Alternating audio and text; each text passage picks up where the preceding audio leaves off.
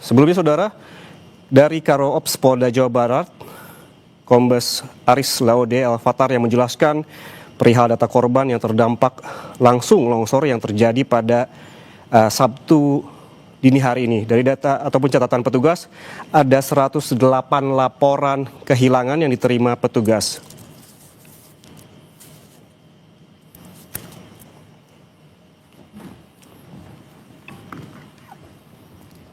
Saudara, kita bahas soal longsor di Cisarua, Bandung Barat, Jawa Barat bersama pakar geologi bencana Universitas Pajajaran, Diki Muslim. Pak Diki, selamat pagi. Selamat pagi, Assalamualaikum warahmatullahi wabarakatuh. Waalaikumsalam. Pak Diki, kalau kita melihat tadi ada gambar terbaru yang dikirimkan oleh jurnalis Kompas TV, ini proses pencarian dilakukan dengan menurunkan banyak sekali alat berat. Kalau melihat bagaimana medan dan juga bentuk tanah dari sana, pencarian ideal yang dilakukan seharusnya yang seperti apa? Baik, terima kasih. Selamat pagi, Assalamualaikum warahmatullahi wabarakatuh, para pemirsa Kompas TV dan Bapak Ibu semua. Kalau ditanya tentang metode pencarian yang paling tepat, memang harus disesuaikan dengan kondisi lapangannya ya. Kebetulan daerah Desa Pasir Langu ini berada di kaki bukit dan jalan menuju ke sana juga cukup menantang begitu, sehingga perlu dilakukan sejumlah cara untuk bisa membawa katakanlah misalnya alat-alat berat gitu. Alhamdulillah tadi pagi sudah ada 9 alat berat yang kemarin itu agak susah naik sebetulnya. Cara yang menurut saya tepat adalah bagaimana lokasi yang menjadi titik pencarian itu dilokalisir pada daerah-daerah yang menjadi tumpukan debris atau material bahan rombakan yang banyak tersebar di daerah babakan itu. Jadi saya kira kalau lihat dari proses yang berjalan tadi juga terlihat ya di TV bagaimana para rescuer kurang lebih mungkin sekitar ada 2.000-an ya pada hari-hari kemarin itu, mungkin hari ini juga bertambah, sudah tepat kalau menurut saya. Hanya memang medan yang menantang dan juga material lumpur yang cukup tebal begitu. Mudah-mudahan tidak ada hujan lagi dan bisa konsentrasi di lokasi-lokasi titik ini. Demikian saya kira. Ya, tadi kalau kita lihat juga Pak Diki, beragam cara dilakukan untuk memaksimalkan pencarian. Selain juga menurunkan alat berat, juga ada canine begitu yang juga diperlukan. Sebetulnya agar lebih maksimal, cara apa saja sih selain alat berat begitu yang perlu dilakukan oleh tim SAR terkait juga dengan melihat medan dan juga cuaca, kita lihat juga masih seringkali hujan begitu Pak? Betul. Jadi mungkin kalau yang pertama saya menyarankan para rescuer ini untuk berhati-hati ketika ada hujan di hulu. Ya, itu pertama. Kedua, kalau dilihat dari pola pencarian yang kemarin kami lihat di sana, ada baiknya barangkali terkonsentrasi pada gundukan-gundukan yang cukup tinggi begitu dari sekitarnya. Jadi pada wilayah yang menjadi akumulasi dari material sedimen yang terbawa oleh arus longsor ini, di daerah-daerah yang mungkin agak tinggi begitu ya, kalau bahasa Sundanya nyendul begitu, itu mungkin ada hal yang bisa lebih fokus dicari.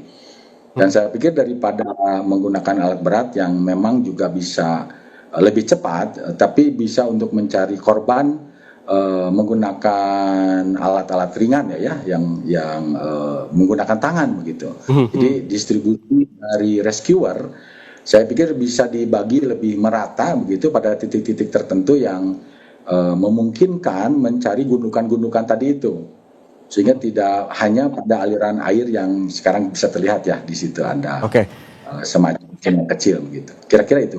Oke, Pak Diki, kita kan hanya bisa melihat dari gambar begitu ya, dari televisi bagaimana bencana ini terjadi begitu. Apabila saya melihat kondisi tanah di sana, tampaknya ada aliran lumpur yang mengalir begitu dari atas.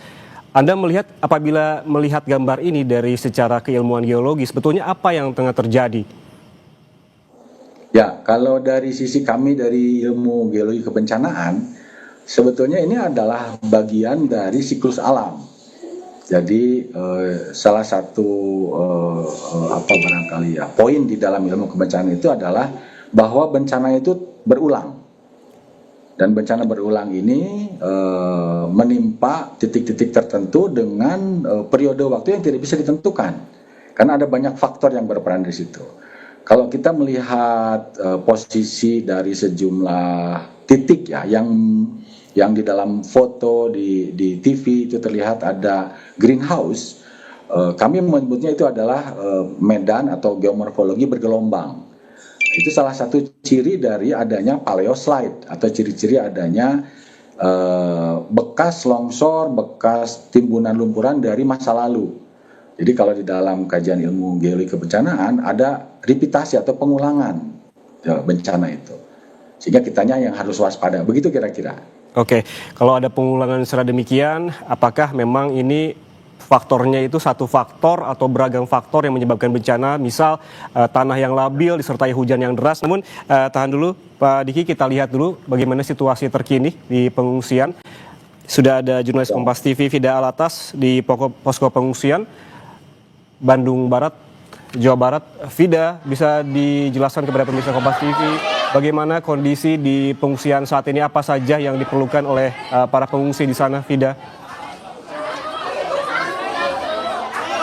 Ya, Yan dan juga saudara, di hari keempat pasca bencana longsor yang terjadi di Pasir Langu, Kabupaten Bandung Barat, begitu ya, di posko pengungsian saat ini terpusat di kantor desa Pasir Langu, di mana di kantor desa Pasir Langu ini paling tidak ada 3 ruangan yang dijadikan tempat tinggal sementara para pengungsi korban dari bencana tanah longsor yang terjadi di Pasir Langu, Kabupaten Bandung Barat.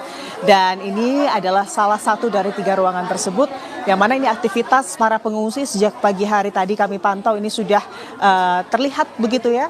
Mulai dari ada yang mencari makanan, sarapan, lalu juga beberapa ada yang sudah mengunjungi posko kesehatan untuk memeriksakan kesehatan mereka. Dan seperti inilah kira-kira Yan dan juga saudara kondisi terkini dari posko pengungsian yang berada di desa Pasir Langu. Dan kalau di pagi hari ini Yan dan juga saudara, kami pantau juga tadi bantuan-bantuan juga sudah banyak berdatangan, logistik dari relawan, tidak hanya bantuan makanan, obat-obatan, tapi juga ada bantuan-bantuan lain seperti pakaian dan juga selimut. Dan Yan dan juga saudara, kami bisa informasikan bahwa mayoritas pengungsi yang mengungsi di tempat kami melaporkan saat ini adalah pengungsi atau warga yang memang rumahnya ini masuk ke dalam zona merah bencana tanah longsor. Artinya terdampak radius dari titik TKP tanah longsor cukup dekat, dan mayoritas ini juga adalah mereka yang masih mencari anggota keluarga mereka yang hilang. Dan salah satunya ini adalah Ibu Elah begitu ya, dan juga saudara yang informasinya juga sampai saat ini masih mencari keluarganya ya Ibu ya. Ibu bisa diinformasikan kepada kami ada berapa banyak keluarga yang saat ini masih dicari Bu? Keluarga saya 7, mungkin yang lainnya juga masih banyak yang kehilangan. Masih banyak Iya. yang hilang. Apakah dari 7 itu artinya hingga saat ini belum ditemukan ya Bu? Iya, belum ada. 7 itu siapa saja Bu?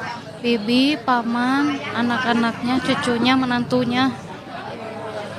Kondisinya saat itu rumahnya Ibu dengan rumah yang keluarga yang masih hilang ini apakah berdekatan atau seperti apa Bu? Ya agak jauh jaraknya. Iya. Jadi nggak tahu gitu kalau longsornya itu kena rumah mereka. Kalau saat ini kondisi rumah Ibu sendiri seperti apa, dan kalau keluarga inti seperti suami dan anak kondisinya bagaimana Bu? Kalau saat pada kejadian itu rumah saya juga terkena longsor di tengah-tengah. Iya. Jadi masih aman ya Bu ya? Ya, tapi kemarin dengar-dengar ada beko yang naik mencari korban ke situ. Nggak tahu sekarang posisi rumahnya seperti apa. Ada anak-anak Bu? Apakah ini juga anak-anak diajak mengungsi ke sini atau seperti apa? Kemarin diajak, tapi saya titipin ke sana ke neneknya. Iya kan, kalau di sini kasihan berdesakan gitu, takutnya juga ada longsor susulan gitu.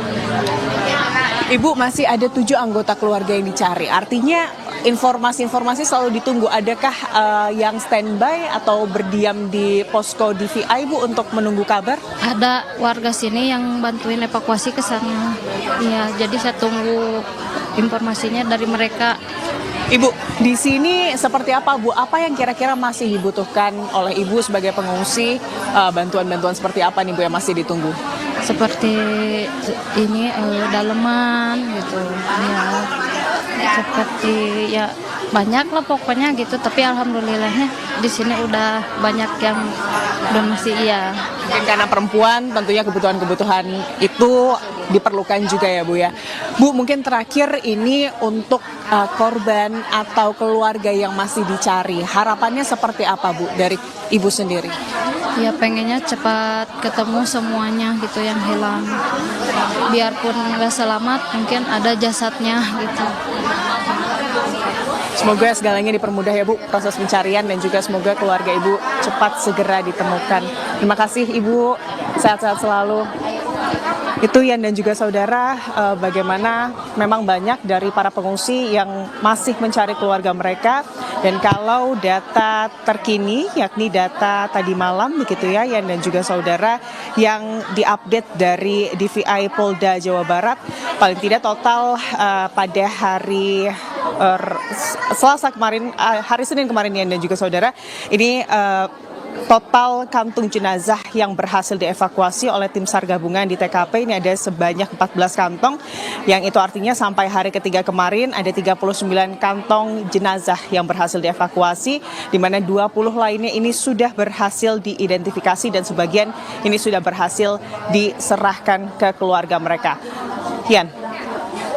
Baik, banyak sekali kebutuhan yang diperlukan oleh para pengungsi di sana, dan tadi juga sudah diwawancara oleh jurnalis Kompas TV. Terima kasih Fida Alatas dari Posko Pengungsian Cisarua, Jawa Barat. Selamat bertugas kembali. Saudara, jangan kemana-mana, breaking news Kompas TV akan kembali saat lagi. Tetaplah bersama kami.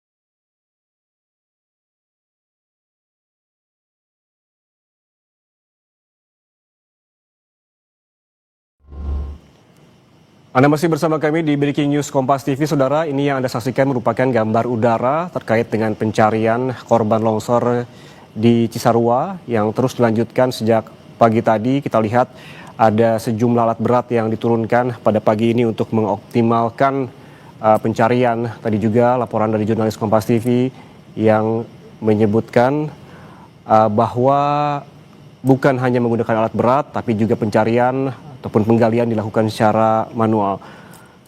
Gambar yang Anda saksikan ini, Saudara, merupakan gambar udara yang diambil oleh juru kamera Denny Yusua yang memperlihatkan bagaimana tim begitu melakukan ataupun melanjutkan pencarian korban. Apabila kita merunut dari keterangan Kementerian Pekerjaan Umum, ini bilang akan terus mengoptimalkan pengerahan dan penggunaan alat berat lintas balai untuk mendukung percepatan penanganan darurat dan juga evakuasi korban longsor di Kecamatan Cisarua, Kabupaten Bandung Barat.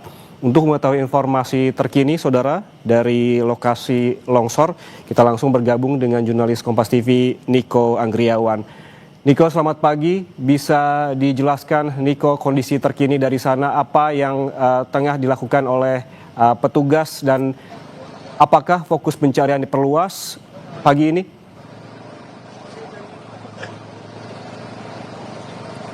Ya, setidaknya ada beberapa sektor yang menjadi fokus tim SAR gabungan untuk mencari korban longsor di Kecamatan Cisarua, Kabupaten Bandung Barat ini, Yan Rahman dan juga saudara.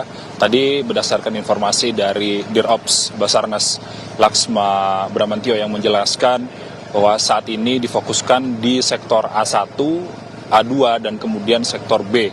Yang mana kalau misalnya kita deskripsikan A1 dan A2 ini merupakan sektor yang merupakan permukiman padat dan disinyalir di sektor tersebut berpotensi banyak adanya korban yang tertimbun material longsor.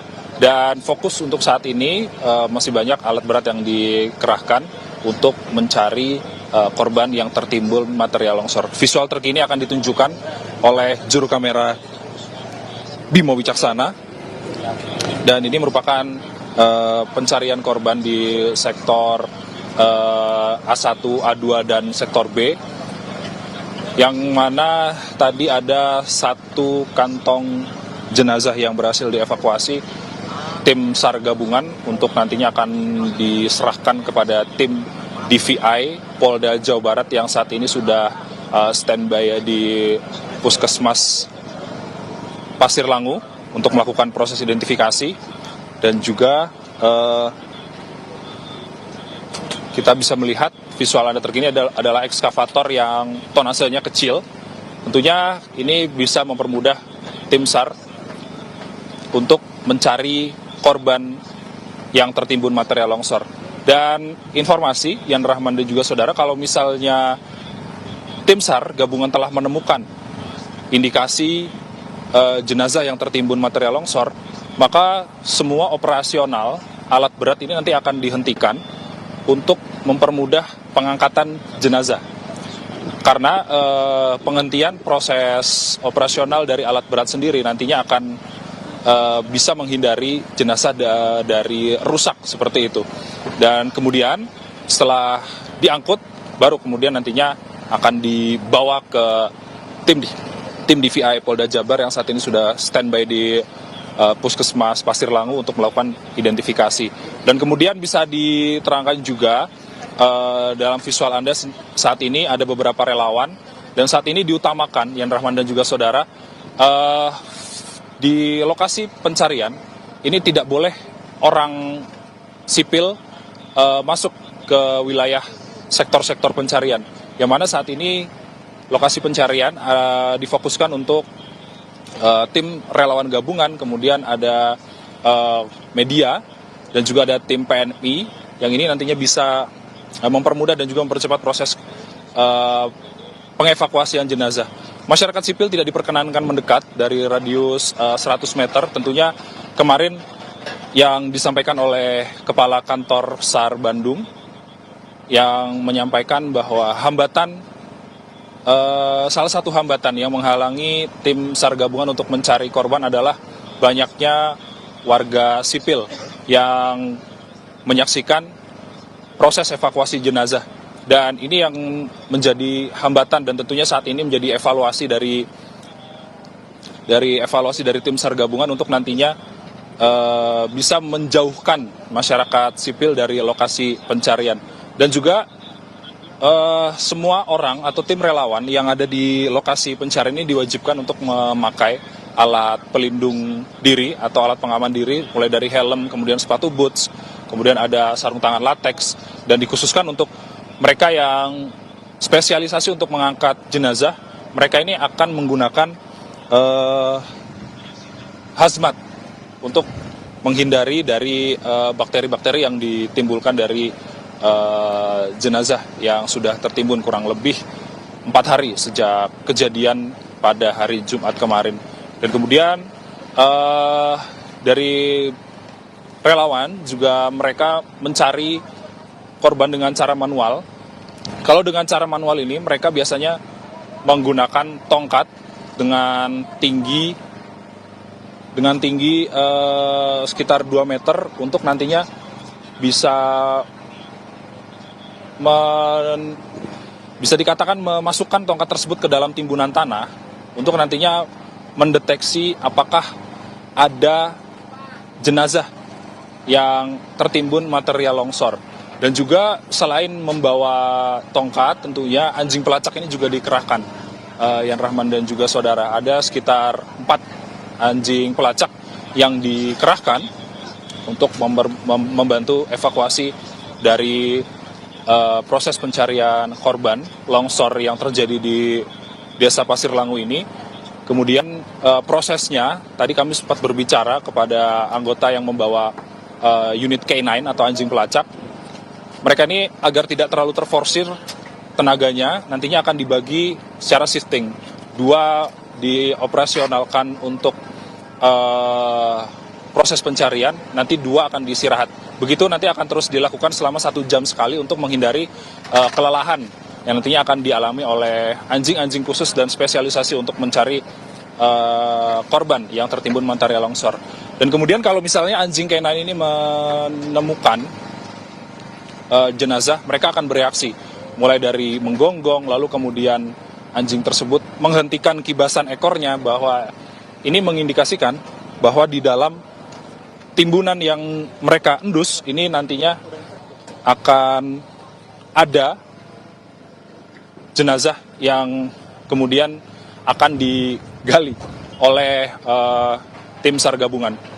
Untuk sementara demikian, kalau misalnya kita bisa melihat situasi terkini di belakang saya ini, proses evakuasi masih berlangsung. Tentunya kalau misalnya ada potensi jenazah yang ada di sektor-sektor penggalian ini, maka tim SAR gabungan akan langsung bereaksi, membungkus jenazah tersebut, kemudian langsung dibawa ke tim DVI untuk diidentifikasi. Yan Rahman. Oke, beragam cara dilakukan ataupun beragam upaya dilakukan untuk memaksimalkan pencarian, termasuk menurunkan alat berat, tadi juga secara manual juga dilakukan, termasuk juga menerjunkan anjing pelacak atau K9. Terima kasih jurnalis Kompas TV, Niko Anggriawan dan juru kamera Bimo Wicaksana atas laporan langsungnya dari Desa Pasir Langu, Cisarua, Bandung Barat, Jawa Barat. Selamat bertugas kembali. Kita kembali berbincang, saudara, dengan pakar geologi kebencanaan, Diki Muslim. Pak Diki masih bersama kami? Siap. Tadi kita sempat berbicara terkait dengan faktor penyebab longsor terutamanya yang terjadi di Cisarua ini. Kalau kita melihat dari gambar begitu, apakah longsor ini yang Anda lihat dari gambar penyebabnya adalah hanya satu faktor begitu, ataukah banyak faktor, misalkan dari labilnya tanah dan juga misalkan cuaca yang juga tengah ekstrim begitu? Karena tadi Anda sempat menyebutkan adanya pengulangan di sini. Ya. Jadi kalau mempelajari faktor-faktor penyebab sebuah bencana itu ada banyak faktor. Jadi tidak faktor tunggal. Dan ada juga faktor-faktor yang menjadi trigger atau pemicu. Sehingga ini faktor-faktor ini kalau pada satu titik bertemu dan sinkron lah begitu ya bahasanya, itu akan terjadi. Nah, bencana juga berarti bahwa ada sejumlah kegiatan yang dibuat oleh manusia itu terganggu sehingga menjadi bencana atau bahasa Inggrisnya disaster. Tapi kalau misalnya tidak ada infrastruktur, tidak ada korban jiwa, tidak ada apa itu produk dari kehidupan manusia yang terganggu itu disebut bahaya, bukan sebagai bencana begitu. Mhm. Mhm. Baik, Prof. Diki. Begitu kira-kira. Ya. Kalau kita mendengarkan keterangan sebelumnya dari Gubernur Jawa Barat begitu yang menyebutkan bahwa memang di sini salah satu penyebabnya adanya alih fungsi lahan gitu jadi ladang sayur. Apakah menurut ini juga menjadi salah satu faktor penyebabnya longsor? Ya, jadi Jawa Barat sebetulnya juga pernah mengalami hal yang seperti ini, khususnya dalam catatan kami dulu di Garut. Sempat terjadi banjir bandang yang dimulai dari longsor begitu di hulu-hulu sungai. Bahkan Garut itu 2 kali. Kemudian di Cimanggung di dekat Jatinangor di tempat kampus kami juga pernah terjadi. Bahkan untuk yang Cimanggung ini di tahun 2021 bulan Januari korbannya bahkan termasuk relawan. Jadi saya cukup prihatin pada saat itu dan saya pikir menjadi pembelajaran bersama buat kita. Bagaimana pada saat menolong justru menjadi yang ditolong begitu. Dan semoga tidak ada hujan yang besar lagi di sana. Walaupun ada peringatan lah ya dari BMKG, itu menjadi catatan bersama. Mungkin dari komandan lapangan bisa membuat semacam peringatan begitu ya kepada relawan maupun kepada pengunjung. Ini cukup intens, saya kira cukup banyak gitu ya petugas gabungan yang mencari bahkan dengan tangan dan alat seadanya, di samping dibantu oleh alat-alat berat tadi itu. Prof. Diki, apakah ini juga artinya menjadi peringatan juga bagi daerah di sekitarnya begitu yang dialihfungsikan menjadi ladang sayur begitu agar waspada? Karena kalau kita melihat pernyataan dari Gubernur Jawa Barat bahwa salah satu faktor penyebabnya adalah alih fungsi lahan menjadi ladang sayur begitu, ini juga harus diperhatikan oleh warga sekitarnya yang juga berladang di sana atau seperti apa? Betul. Jadi itu jadi catatan juga. Jadi pada saat saya kemarin ke sana, kebetulan mengambil jalan dari arah desa Pasir Langu itu ke arah selatan, menuju ke stasiun Wus Padalarang. Dan sepanjang jalan itu banyak sekali, kalau mau disebut alih fungsi lahan begitu, lereng-lereng yang lebih curam sebetulnya dari lokasi desa Pasir Langu ini, di Kampung Pasir Kuning, Pasir Kuda, kemudian Babakan, itu lebih curam. Hanya mungkin belum saatnya begitu barangkali ya. Ini menjadi catatan bahwa kembali kepada tadi pengertian di dalam kebencanaan, bahwa bencana itu sebetulnya berulang. Nah, faktor-faktor apa yang menyebabkan perulangan itu ada banyak sekali faktor, dan ada memang yang bisa dilokalisir faktor itu, ada juga yang tidak bisa diprediksi, dilokalisir begitu. Sehingga kejadian di Pasir Langu ini juga menjadi catatan bahwa daerah-daerah lain yang mengalami bukaan lahan yang seperti ini, kemudian juga mungkin karakter morfologinya atau permukaannya yang juga mirip, itu perlu diwaspadai pada saat musim hujan seperti ini. Oke, Prof. Diki, apa saja faktor yang bisa dijelaskan begitu yang menyebabkan berulang tadi, dan apakah sebetulnya ini bisa diprediksi? Ya, kalau menggunakan kata prediksi untuk faktor-faktor ini memang kita masih kesulitan karena saking banyaknya faktor yang berperan dalam sebuah event atau kejadian ya, kejadian bencana dalam hal ini. Tapi ada beberapa hal yang saya kira patut diwaspadai oleh masyarakat, oleh stakeholder dari kebencanaan dari sisi geologi. Yang pertama, di wilayah sekitar Bandung Raya ini, kalau kita lihat misalnya di KBB di bagian utara maupun di bagian baratnya sering terjadi longsor, ya, khususnya pada musim hujan. Faktor-faktor geologi yang berperan di sana adalah misalnya dari sisi kemiringan lereng. Jadi ada kemiringan lereng yang curam yang mungkin karena tekanan penduduk untuk menambah lahan, membuat kehidupan di sana, sehingga lereng-lereng yang curam pun akhirnya ditinggali atau diusahakan. Padahal lereng curam ini punya potensi longsor yang cukup tinggi, jadi salah satu faktor. Kedua, faktor air, ya, baik air yang dari permukaan, hujan misalnya ya, atau juga air bawah permukaan. Kalau saya perhatikan sejumlah laporan dari masyarakat, di mahkota longsor, di lokasi titik awal dari longsor ini katanya ada semacam air terjun. Ya, dan yang juga dilaporkan bahwa di lokasi ujung dari longsor ini adalah daerah sumber air. Jadi ada faktor di sini yang memberikan dukungan kepada kejadian bencana longsor karena adanya faktor air yang cukup besar ternyata di wilayah mahkota longsor kami menyebutnya. Dan ini menjadi catatan bahwa daerah-daerah tertentu yang ada mata airnya, kemudian pada lereng curam seperti yang terjadi, ini menjadi faktor yang cukup menentukan begitu. Selain daripada faktor hujan. Kemudian yang ketiga, saya kira karena daerah ini berada di KBP bagian utara yang cukup terkenal ada Sesar Lembang. Ada beberapa diskusi wawancara di masyarakat setempat yang pernah mendapatkan sosialisasi tentang Sesar Lembang. Padahal di daerah ini kalau dilihat dari distribusi sesarnya sendiri itu mungkin tidak masuk ya. Tapi masyarakat cukup sadar bahwa ada pengaruh barangkali dari keberadaan sesar Lembang di wilayah ini.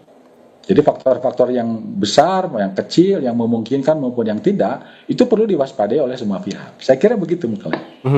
Banyak sekali faktor ya, Prof. Kalau kita runut tadi begitu banyak faktor yang dijelaskan oleh Profesor Diki begitu.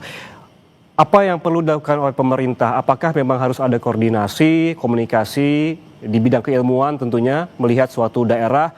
Ini kan hubungannya dengan memitigasi bencana begitu, Prof. Ya, betul. Jadi ini kata kunci koordinasi ini memang menjadi kata kunci yang penting ya di dalam mitigasi bencana. Mitigasi sendiri artinya adalah mengurangi risiko.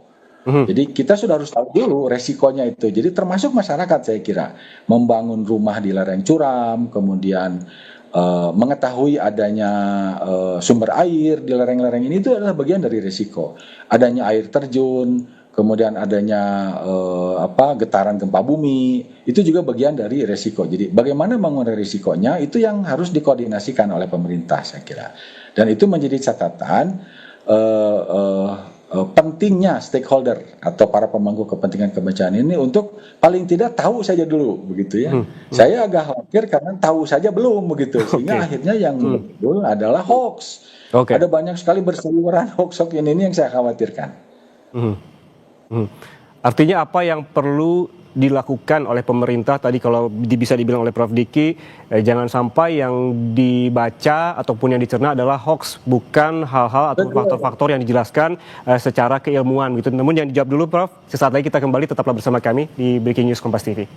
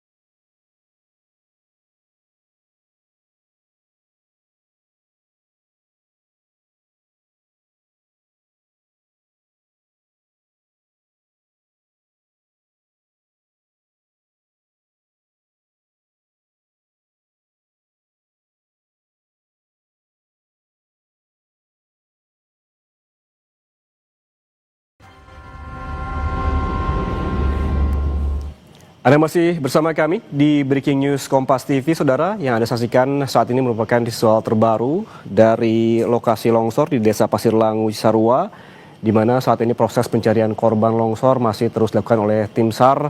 Ada sejumlah skema begitu untuk pencarian, termasuk diantaranya dengan menggunakan alat berat. Tadi juga dilakukan secara manual dan juga menerjunkan anjing pelacak agar pencarian berlangsung secara maksimal begitu. Terkait dengan penggunaan alat berat seperti yang Anda saksikan saat ini, Saudara, Kementerian Pekerjaan Umum ini bilang terus mengoptimalkan pengerahan dan penggunaan alat berat lintas balai untuk mendukung percepatan penanganan darurat dan juga evakuasi korban longsor.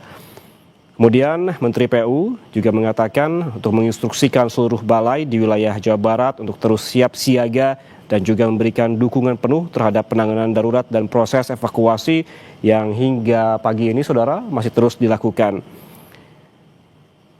Paling tidak, sejumlah alat berat telah aktif bekerja di lokasi bencana, termasuk pemanfaatan eskavator mini yang efektif digunakan pada medan sempit dan akses yang terbatas.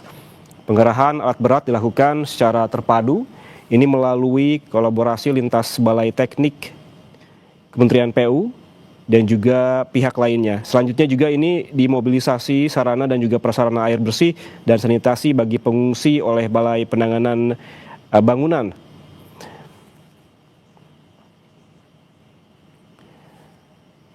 Saudara, kita lanjutkan perbincangan bersama pakar geologi kebencanaan dari Universitas Padjadjaran, Diki Muslim. Prof Diki, masih bersama kami, Prof? Siap. Prof, ini terkait tadi yang sempat kita bahas, informasi yang didapat oleh stakeholder atau pemerintah begitu. Tadi Prof sempat menyebutkan jangan sampai yang dicerna, yang dibaca adalah hoax. Perlu juga ada komunikasi dengan pakarnya begitu. Bagaimana hal ini bisa dikondisikan agar nantinya bencana serupa bisa dimitigasi ataupun tidak terulang kembali? Baik, terima kasih ya. Jadi saya kira masyarakat umum begitu ya harus berhati-hatilah ketika menerima informasi, selalu cek dan recheck begitu kepada saluran untuk melihat apakah ini benar atau tidak.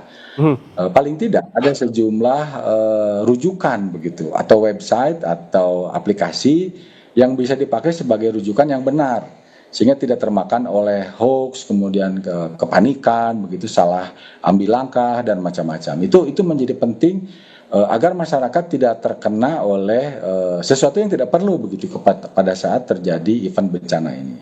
Itu pertama. Kedua, saya kira stakeholder kebencanaan yang kita menyebutnya sebagai pentahelix stakeholder itu wajib untuk mempunyai kontribusi. Ya, sekecil apapun kontribusinya sangat berharga ketika terjadi bencana ini. Dan saya pikir menjadi kewajiban untuk melakukan orkestrasinya adalah dari sisi pemerintah. Dalam hal ini BNPB dan BPBD begitu, karena memang tugas pokok dan fungsinya seperti itu. Nah, tinggal barangkali apa yang bisa kita lakukan untuk mengurangi risikonya. Ya, pernyataan-pernyataan dari pimpinan sebuah lembaga atau daerah begitu jangan sampai tabrakan begitu sehingga membingungkan masyarakat. Itu mungkin yang perlu kita waspadai dan masyarakatnya juga mungkin saya pikir harus dicerdaskan begitu ya. Oke. Sehingga tidak termakan oleh hoax begitu. Berarti ini perlu dilakukan dari banyak hal begitu, bukan salah satu pihak, tapi juga tadi pemerintahnya juga, masyarakatnya juga perlu diedukasi begitu terkait dengan hal ini. Tapi Prof, ini ngomong-ngomong soal warga di sekitar, ini warga sipil ini kan dilarang mendekat ke lokasi pencarian. Ini sebetulnya seperti apa sih bahaya yang mengancam jika instruksi ini diabaikan? Oh, baik. Jadi memang kalau melihat kondisi lapangan untuk penanganan bencana itu bukan hanya di Pasir Langu saja, di kejadian-kejadian longsor yang lain, kemudian banjir bandang, kemudian gempa bumi, atau bahkan tsunami dahsyat juga banyak penonton begitu, karena penasaran saja. Nah, kalau saya pikir memang wajib bagi mereka untuk tidak mendekat ya, karena akan mengganggu proses pertama. Kedua, kalau terjadi sesuatu katakanlah longsor susulan, itu penduduk agak susah untuk dikoordinasikan. Sementara kalau rescuer itu mempunyai keterampilan khusus tentang itu. Jadi saya pikir memang menjadi catatan bahwa ada pengamanan di situ. Ya, kalau kami lihat kemarin di jalan begitu ada pengamanan dari kepolisian, kemudian pintu masuk ke lokasi-lokasi bencana ada pengamanan dari sejumlah organisasi begitu yang concern itu tidak hanya mencari korban tapi juga mengurangi kemungkinan adanya korban baru. Misalnya gara-gara ada hujan besar kemudian ada longsor baru begitu. Dan ini pernah terjadi di kita sehingga perlu jadi pembelajaran bahwa masyarakat sebaiknya tidak mendekat. Kalaupun mau melihat mungkin ada baiknya lewat digital saja. Fungsi dari TV seperti Kompas TV ini luar biasa sebetulnya memberikan edukasi kepada masyarakat begitu. Artinya risikonya sangat besar ya, Prof, apabila masyarakat mendekat ke sana termasuk kehilangan nyawa begitu. Betul, betul. Risiko besar adalah ketika misalnya sedang nonton begitu ada hujan. Bagi mereka yang tidak terlatih, apalagi sambil kondisinya tidak siap begitu, ya, itu malah membahayakan. Jadi mungkin perlu disampaikan juga oleh tim petugas begitu yang mengamankan wilayah supaya mereka tidak mendekat atau dikonsentrasikan di titik tertentu yang tidak membahayakan mereka sendiri. Ya, karena pengalaman katakanlah yang paling dekat di 2021 di longsor Cimanggung di Kabupaten Sumedang itu ada kurang lebih setengah dari korban itu adalah tim gabungan, tim relawan. Bahkan waktu itu ada Dan Ramil, kemudian Kasatpol PP, dari tim SAR, kemudian relawan juga menjadi korban akhirnya. Padahal longsornya kecil, dibandingkan yang ini luar biasa, yang ini cukup besar begitu. Oke. Nah, itu jangan sampai terjadi kembali begitu kira-kira. Oke, Prof, apa sih yang perlu diperhatikan terutama bagi relawan dan juga tim SAR di sana yang tengah bertugas begitu apabila kita lihat jalur dan juga lokasinya itu sangat curam begitu, di mana juga longsoran juga masih sangat terlihat sangat besar begitu sejauh 3 km. Apa yang perlu diperhatikan oleh para petugas ini, terutama mungkin ini terkait dengan cuaca yang juga masih ekstrim, masih hujan, kondisi tanah yang tadi saya lihat juga berlumpur, agar tidak ada korban jiwa begitu. Kita tidak mengharapkan seperti demikian, cuma langkah antisipasinya seperti apa, Prof? Siap. Jadi kemarin di hari kedua longsor saya kebetulan ke sana dan berinteraksi dengan sejumlah petugas ya dari satuan-satuan TNI, kemudian dari BRIMOB, dari kepolisian dan juga relawan. Saya menyarankan begitu dari tim yang terjun ke lapangan itu ada 1-2 orang yang bersiap memberikan informasi kepada mereka karena mungkin kalau di lapangan agak susah ya komunikasinya. Tapi paling tidak dari kelompok-kelompok ini ada orang-orang yang memperhatikan cuaca kalau menurut saya itu penting. Kedua, menyiapkan emergensi bagi relawan kalau terjadi hujan di situ wilayah itu. Misalnya dengan adanya tali penolong yang siap, kemudian ada sign age bagi relawan ataupun bagi rescuer yang sedang di lapangan untuk bersiap-siap meninggalkan lokasi jika terjadi hujan begitu. Karena memang niatan kita, saya mengangkat 2 jempol begitu para relawan kemarin yang berjibaku di lapangan untuk sesegera mungkin mencari korban. Karena memang kita beradu dengan waktu ini. Karena semakin lama tertimbun oleh lumpur, oleh air, terjadi pembusukan yang cukup intensif terhadap jenazah. Sehingga kita ingin mencari lebih cepat begitu ya. Tapi itu juga jangan sampai melupakan faktor keselamatan dari para relawan atau rescuer ini. Barangkali itu. Berbicara soal keselamatan para rescuer, tim SAR dan juga sukarelawan ini, Prof, apa sih waktu begitu ketika mereka harus berhenti ataupun jeda sejenak begitu agar tidak membahayakan? Waktu-waktu kapan? Apakah ketika memang hujan sudah deras turun atau ketika memang selagi mendung? Oke, dihentikan terlebih dahulu. Waktu-waktu seperti apa yang tepat agar sukarelawan ini berhenti atau jeda terlebih dahulu? Baik, jadi kalau saya menyarankan barangkali ada 1-2 orang yang memperhatikan cuaca. Ya, karena bukan tidak mungkin cuaca di titik pencarian korban ini tidak hujan. Tapi di hulu itu hujan. Ya itu, dan juga hujannya mungkin tidak terlihat begitu ya, tapi begitu ada awan hitam, kemudian ada informasi di hulu hujan misalnya, saya pikir kita tidak boleh lengah dan ambil kesempatan untuk segera keluar dari lokasi pencarian. Karena itu akan membahayakan mereka sendiri gitu. Kami sangat menyayangkan kalau itu terjadi begitu ya. Jadi ada 1-2 orang yang mungkin bertugas dari kelompok-kelompok ini untuk menjadi early warner, ya, memberikan peringatan-peringatan begitu, terutama mengenai hujan ini. Oke, berarti ini hubungannya ada hubungan begitu dengan potensi longsor susulan begitu ya, Prof ya. Namun kita tahan dulu, Prof. Kita lihat dulu bagaimana kondisi terkini di lokasi longsor di Desa Pasir Langu, Cisarua. Kita bergabung bersama jurnalis Kompas TV Niko Anggriawan dan juru kamera Bima Wicaksana. Niko, bagaimana strategi pencarian pada pagi ini? Anda tadi sempat menjelaskan terkait dengan ada beberapa skema termasuk menurunkan alat berat, juga dilakukan secara manual, dan juga menurunkan anjing pelacak atau K9. Dikonsentrasikan di manakah masing-masing, misal alat berat apakah di A1 atau A2, manual di A1 atau di A2, atau seperti apa skemanya, Niko? Ya, terkait skema tadi disampaikan langsung oleh Dirops Basarnas Laksma Bramantio yang menjelaskan bahwa untuk operasi penyelamatan atau search and rescue pada hari ini difokuskan di titik A1 dan juga A2, kemudian di B, yang mana titik A1 dan A2 ini merupakan permukiman padat sebelum terjadinya longsor, dan diduga di titik tersebutlah ada potensi banyak jenazah yang tertimbun material longsor.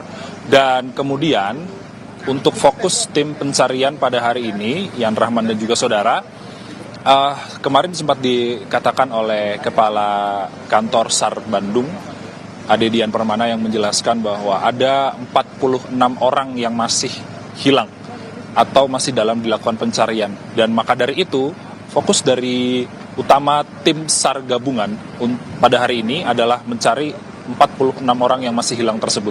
Dan kemudian fokus juga selain mengerahkan alat berat, tentu apakah skema untuk pencarian pada hari ini adalah pengerahan alat berat dan juga manual di masing-masing sektor. Tidak fokus pada satu saja, namun pengerahan manual dan juga alat berat ini difokuskan untuk di semua sektor untuk mempermudah pencarian dan juga pengevakuasian korban yang tertimbun material longsor. Dan kemudian daripada itu juga pelibatan anjing pelacak di lokasi juga terus dilakukan dan juga dimaksimalkan apabila sudah ada potensi penemuan jenazah oleh anjing pelacak. Nantinya tim SAR gabungan akan memberikan tanda di titik tersebut untuk nantinya akan dilakukan penggalian dan juga pengevakuasian jenazah. Dan juga tanda tersebut difungsikan agar tim SAR gabungan di hari selanjutnya ini tidak mencari di titik yang sama. Kemudian kalau misalnya pada hari ini tadi kami melihat ada satu kantong jenazah yang dievakuasi dari sektor A2 ini, kemudian langsung dibawa ke posko DVI yang terletak di Puskesmas Pasir Langu.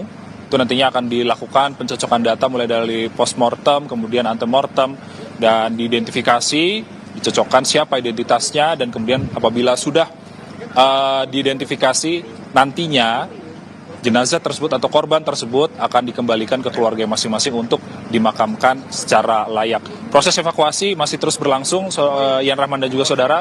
Kami melihat sudah dimaksimalkan, ada sekitar 2.000-an personel di sini, namun jumlah tersebut makin hari makin bertambah karena tadi berdasarkan statement dari Dirops Basarnas bahwa setiap harinya ini ada tambahan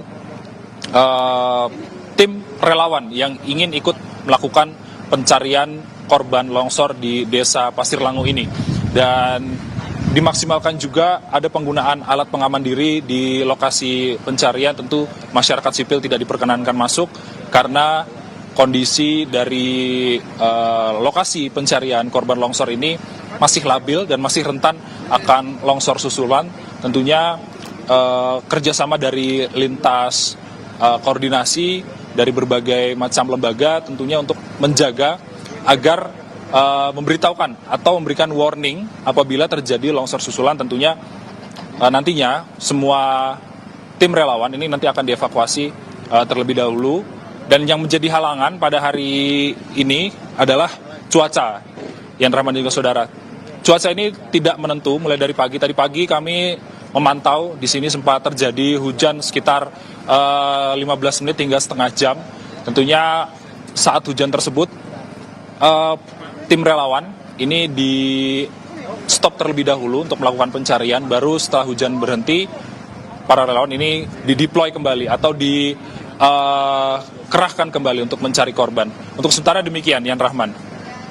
Baik, artinya pencarian masih terus dilakukan dengan berbagai skema tadi yang telah dijelaskan di berbagai sektor, termasuk dengan menurunkan alat berat dan juga tadi ada anjing pelacak dan juga dilakukan secara manual.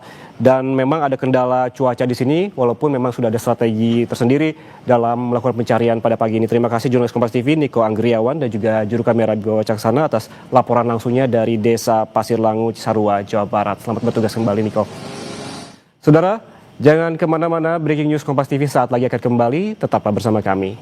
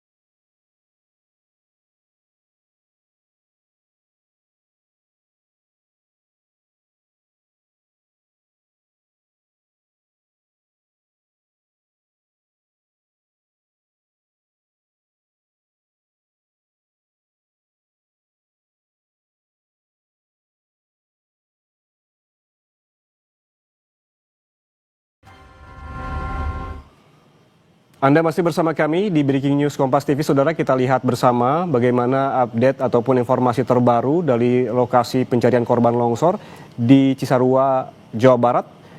Ini yang terus dilanjutkan hingga saat ini. Kita melihat saudara petugas ini tengah membawa kantong jenazah begitu. Dan juga sejumlah alat berat juga masih bekerja. Tadi jurnalis Kompas TV Niko Anggriawan yang melaporkan dari lokasi menyebutkan memang ada beberapa sektor yang menjadi fokus, A1, A2 dan juga B. Dan bukan hanya alat berat, tapi juga dilakukan secara manual dan juga menerjunkan anjing pelacak. Ada sejumlah kendala yang dijelaskan terkait dengan penanganan longsor di Cisarua, Bandung Barat ini, yaitu menghadapi tantangan medan berat dan juga kondisi lumpur tebal, selain juga cuaca yang masih terus hujan. Sejumlah pompa yang sempat terhenti akibat kemasukan lumpur dan batu, sementara eskavator berkapasitas besar juga tidak dapat menjangkau lokasi sehingga dilakukan optimalisasi eskavator mini. Namun kita juga masih terus menunggu bagaimana upaya maksimal terkait dengan diterjunkannya alat berat ini. Kita kembali berbincang dengan pakar geologi kebencanaan dari Universitas Padjadjaran, Diki Muslim. Prof Diki. Siap. Soal tadi kita sempat berbincang keselamatan dari sukarelawan dan juga tim SAR di sana. Yang terakhir adalah potensi longsor susulan begitu. Bagaimana tandanya ataupun mereka petugas yang berada di lapangan mengetahui potensi-potensi dan juga tanda-tanda akan adanya longsor susulan? Baik. Jadi kalau dilihat dari kondisi alamnya di situ, kalau menurut saya kita perlu waspada di hulunya. Jadi dari awal titik longsor, kemudian kita bisa melihat ada pohon-pohon juga yang masih ada di sana tegakan ya, tegakan pohon. Mungkin saya menyarankan ada tim yang memang khusus memantau itu. Jadi bisa saja di lokasi penggalian, di lokasi pencarian korban itu tidak hujan, tapi di hulu terjadi hujan. Nah itu juga membahayakan. Sehingga harus ada barangkali 1-2 orang yang memantau bagaimana air begitu ya, terutama air hujan itu turun dan bisa mempengaruhi aliran bahan rombakan atau debris flow ke lokasi pencarian korban yang pada saat ini. Prof, yang juga jadi pertanyaan adalah terkait dengan optimalisasi pencarian korban begitu. Apakah kan ini kan lokasi permukimannya padat penduduk ya Prof ya, dan apakah tanda-tanda yang bisa dibaca untuk mempermudah pencarian, misalkan memang dilihat dulu begitu di mana lokasi rumah-rumah warga yang tertimbun, disitulah difokuskan pencarian, atau mungkin ada strategi lain menurut Anda? Oke, jadi kalau dilihat dari lokasi babakannya sendiri di bagian lembah begitu, saya pikir nanti akan ada penumpukan ya pada lokasi-lokasi yang mungkin lebih dalam begitu ya secara topografi. Nah, di lokasi-lokasi itu ada kemungkinan penumpukan tidak hanya material longsor tapi juga material yang terbawa longsor. Jadi kalau dilihat dari gambar dari TV maupun kalau kita ke lapangan, itu ada sejumlah bahan-bahan yang dari kayu, plastik begitu, itu kelihatan numpuk di situ. Jadi mungkin fokus di lokasi-lokasi itu yang bisa memberikan kemungkinan lebih besar korban-korban yang terperangkap pada saat terjadi banjir ini atau longsor ini. Dan dari sisi material, saya pikir kalau misalnya ada batuan yang cukup besar begitu ya, atau ada kerakal-kerakal yang besar di wilayah itu, di lokasi pencarian itu, mungkin itu tidak akan memberikan tambahan keyakinan begitu ya tentang keberadaan korban di wilayah di titik itu. Tapi kalau ada semacam kayu, kemudian plastik-plastik yang mungkin bekas-bekas rumah yang terbawa, itu akan menjadi lebih fokus. Sehingga saran saya tadi yang pertama adalah dilihat dari, dalam tanda kutip begitu ya, gundukan yang lebih besar, lebih tinggi dari sekitarnya.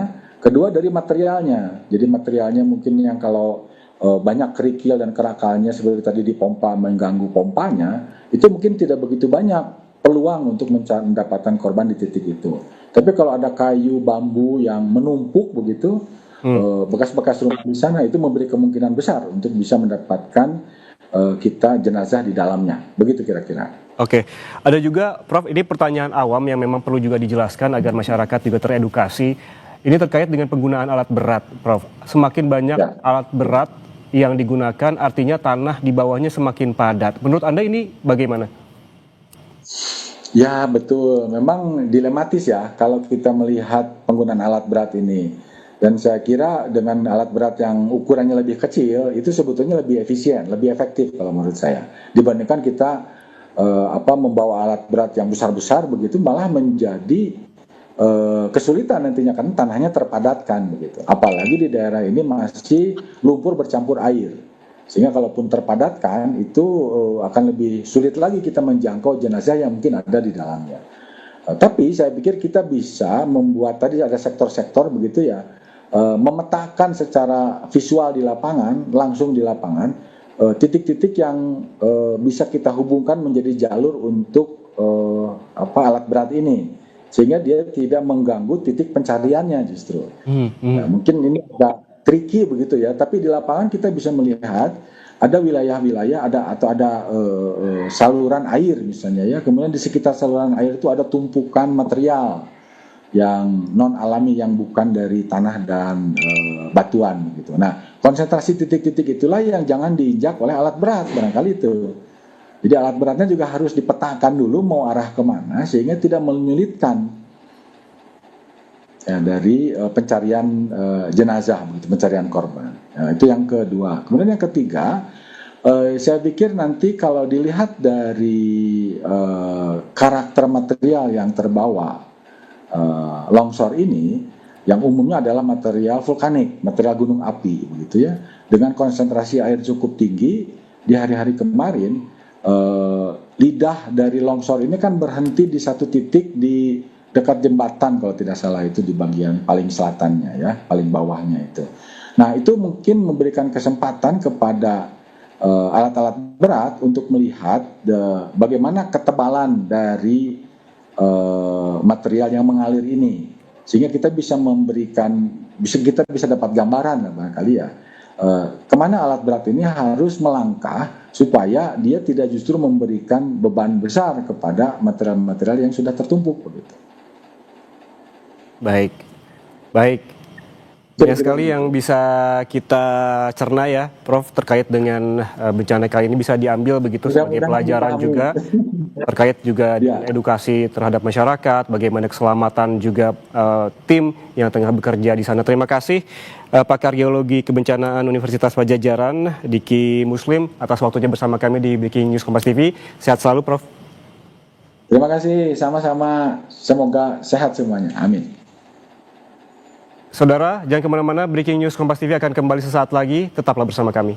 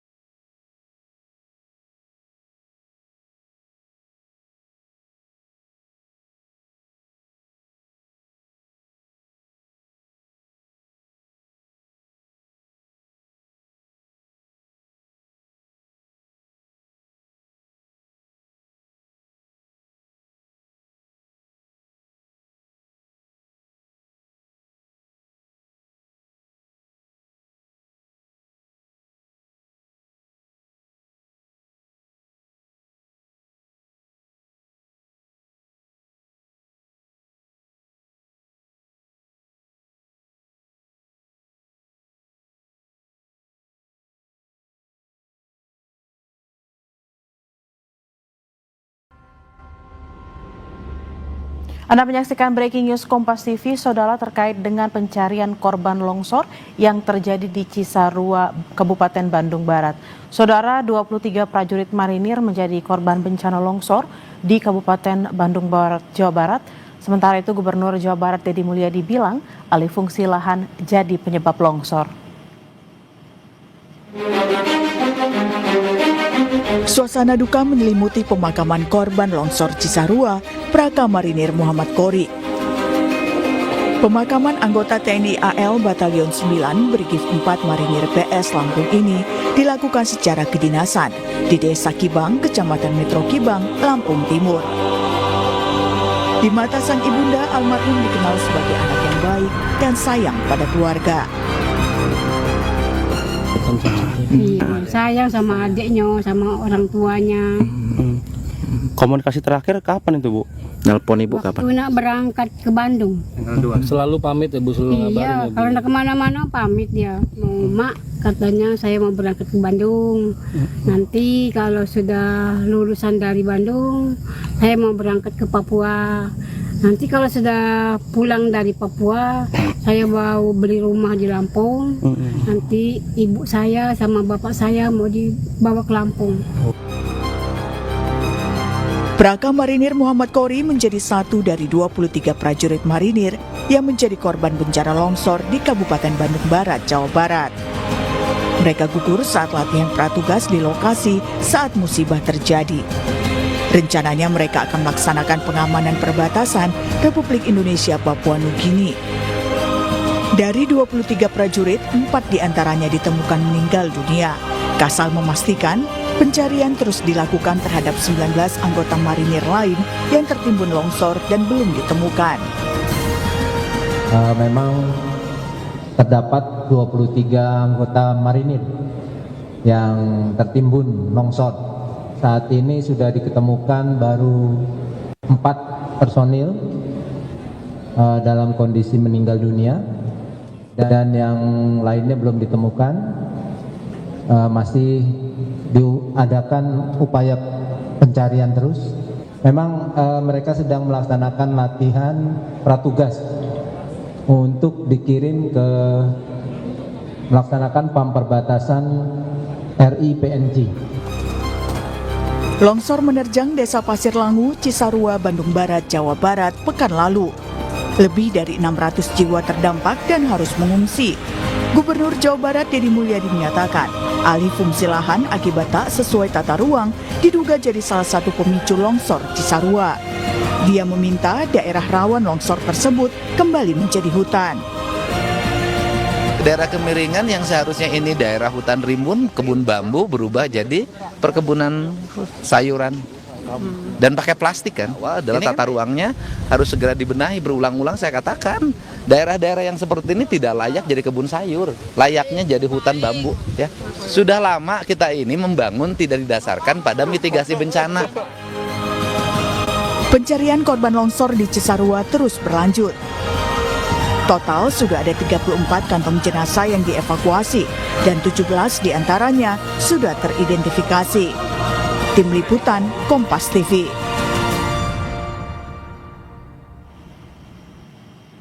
Pencarian hari keempat korban longsor di Kecamatan Cisarua kembali dilanjutkan. Ribuan personel tim SAR gabungan dikerahkan. Sekitar 1.000 personel tim SAR gabungan dikerahkan pada hari keempat operasi pencarian korban, saudara. Selain tambahan personil, ada juga tambahan alat berat. Pencarian korban yang tertimbul material longsor juga dibantu anjing pelacak. Tim SAR gabungan akan fokus mencari korban di beberapa sektor yang telah ditentukan, termasuk juga di lokasi yang jadi permukiman padat dan berpotensi ada banyak korban. Sejauh ini, saudara, tim SAR sudah mengevakuasi 39 kantong jenazah. 20 sudah teridentifikasi dan masih ada 69 korban yang dilaporkan hilang. Kalau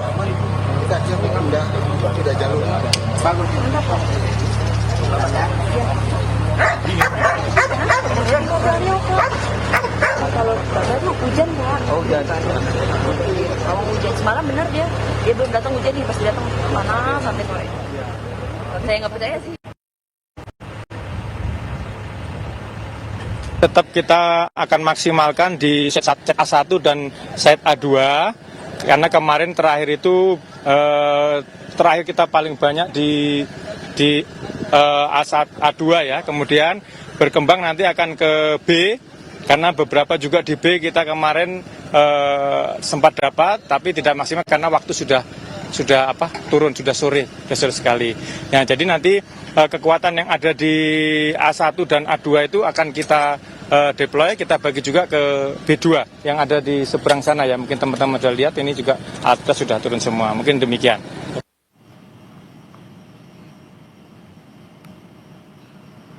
Saudara, kita akan menghubungi jurnalis Kompas TV Vida Alatas dan juru kamera Sunandar di lokasi pengungsian korban longsor Cisarua di Bandung Barat. Selamat siang Vida, bagaimana kondisi korban longsor di sana? Apa yang dibutuhkan para korban? Bella dan juga saudara, di tempat kami melaporkan saat ini, tepatnya di pengungsian Terpagudu yang berlokasi di kantor desa Pasir Langu begitu ya, Bella dan juga saudara. Ini bantuan-bantuan logistik sejak pagi hari tadi hingga siang hari ini terus berdatangan. Salah satunya di belakang saya, Bella dan juga saudara, yang juga sedang dibagikan dan juga diberikan kepada para pengungsi. Ini adalah bantuan sandang atau pakaian-pakaian yang memang karena mayoritas pengungsi di sini merupakan korban terdampak atau warga terdampak di zona merah longsor, sehingga saat longsor terjadi mereka tidak sempat membawa barang-barang berharga mereka ataupun pakaian-pakaian gitu ya. Jadi ini hari ini bantuan berupa pakaian ini dibagikan oleh beragam atau asalnya dari berbagai kalangan, Bella dan juga saudara, baik itu dari instansi lalu juga dari relawan-relawan yang memang sengaja datang untuk memberikan sejumlah bantuan.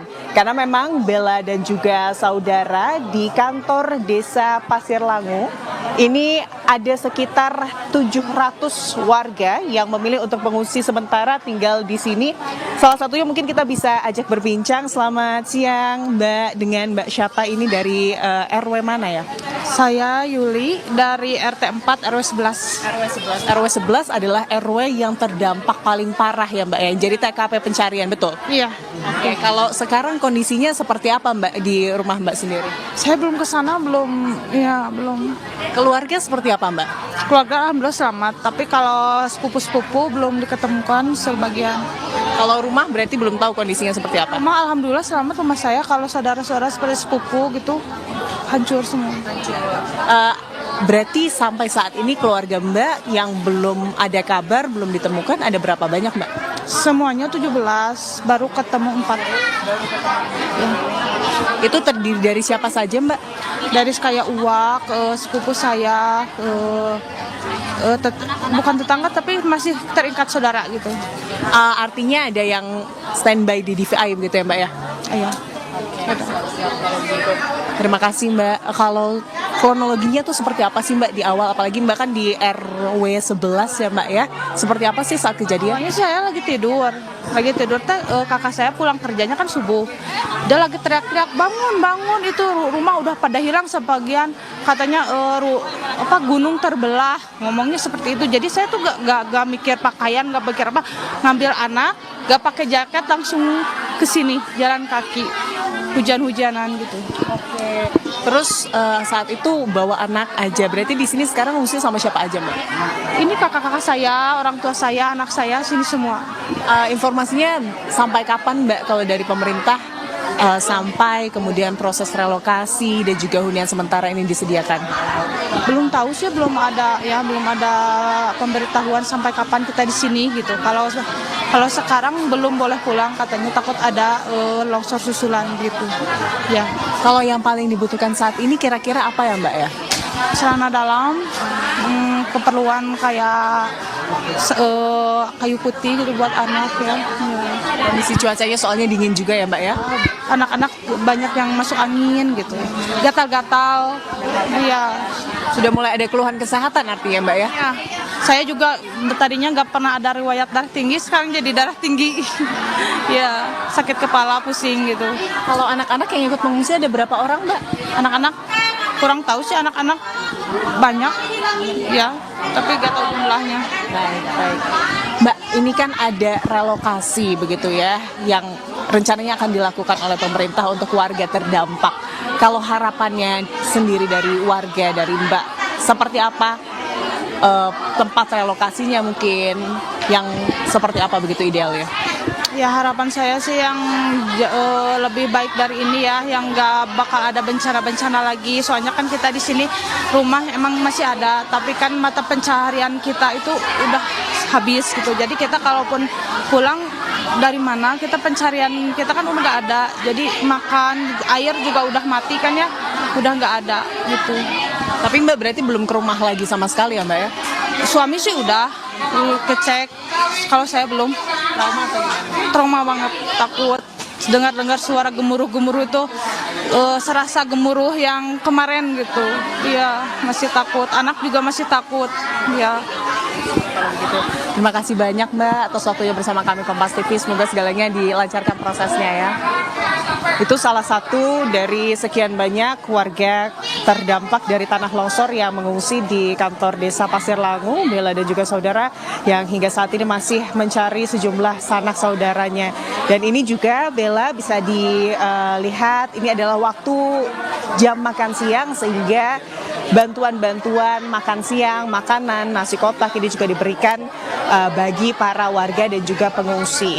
Di sini juga sudah tersedia dapur umum yang didirikan sejak hari pertama Bella dan juga saudara, yang kapasitas memasaknya ini ratusan, bahkan sampai hampir 1.000 begitu untuk memenuhi kebutuhan makan para pengungsi. Jadi Bella memang karena paling tidak ada sekitar 3 RW yang terdampak dari bencana tanah longsor, di mana 1 RW ini ditetapkan sebagai zona merah begitu ya.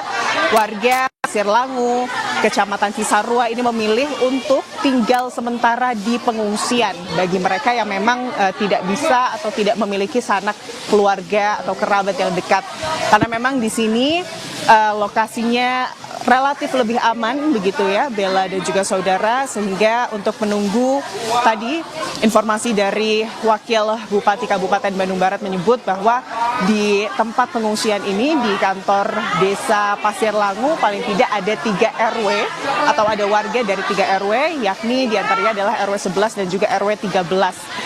Dan mereka ini memang sebagian ada yang merupakan warga yang terdampak sangat parah, artinya warga yang memang lokasi tempat tinggalnya berada di zona merah.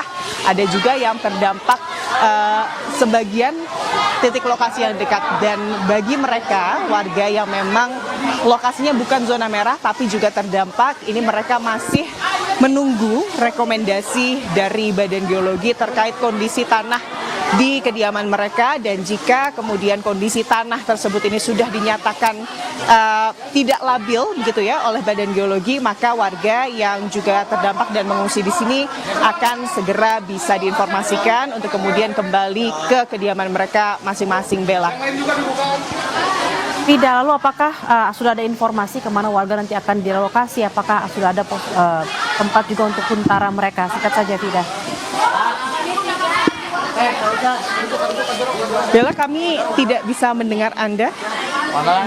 Terkait kalau untuk relokasi Bella dan juga saudara, hal tersebut tadi sudah atau akan dibahas oleh Wakil Bupati atau Pemda setempat, dan informasi dari Wakil Bupati Kabupaten Bandung Barat menyebut bahwa proses pendataan warga yang terdampak utamanya yang nanti akan dilakukan proses relokasi ini adalah mereka-mereka atau warga yang memang rumahnya ini terdampak parah, artinya di kawasan RW 11 yang saat ini memang menjadi TKP terjadinya longsor, yang saat ini juga menjadi titik pencarian oleh tim SAR. Dan nantinya setelah data ini sudah kemudian atau terkumpul begitu, selanjutnya proses relokasi secara administrasi dan juga proses relokasi ini akan dilakukan. Bella. Terima kasih atas laporan Anda, jurnalis Kompas TV Vida Alatas langsung dari posko pengungsian di Cisarua, Kabupaten Bandung Barat. Selamat bertugas kembali dan harap berhati-hati. Seperti yang kita tahu, saudara, hari ini adalah hari pencarian keempat korban longsor di Kecamatan Cisarua yang terus dilanjutkan. Ada ribuan personil tim SAR gabungan yang dikerahkan. Ada sekitar 1.000 personil tim SAR gabungan yang dikerahkan pada hari keempat operasi pencarian korban, saudara. Selain tambahan personil, ada juga tambahan alat berat untuk mencari para korban yang tertimbun material longsor. Untuk mencari para korban ini juga dibantu oleh anjing pelacak. Saudara, tim SAR gabungan juga berfokus mencari korban di beberapa sektor yang telah ditentukan, termasuk lokasi yang menjadi permukiman padat dan berpotensi ada banyak korban. Sejauh ini saudara sudah ada 39 kantong jenazah yang dievakuasi tim SAR gabungan, 20 sudah teridentifikasi dan juga sudah diberikan kepada keluarga. Masih ada 69 lagi korban yang dilaporkan hilang. Tetap kita akan maksimalkan di set A1 dan set A2, karena kemarin terakhir itu terakhir kita paling banyak di A2 ya, kemudian berkembang nanti akan ke B, karena beberapa juga di B kita kemarin sempat dapat tapi tidak maksimal karena waktu sudah turun, sudah sore sekali. Ya, jadi nanti kekuatan yang ada di A1 dan A2 itu akan kita deploy, kita bagi juga ke B2 yang ada di seberang sana ya. Mungkin teman-teman sudah lihat ini juga atas sudah turun semua. Mungkin demikian. Saudara, informasi lainnya terkait dengan pencarian para korban bencana longsor di Cisarua, Kabupaten Bandung Barat akan kami hadirkan dalam program Kompas yang sesaat lagi, saudara. Saya Tili Rea Bella, Breaking News Kompas TV, kami tutup, saudara. Sampai jumpa.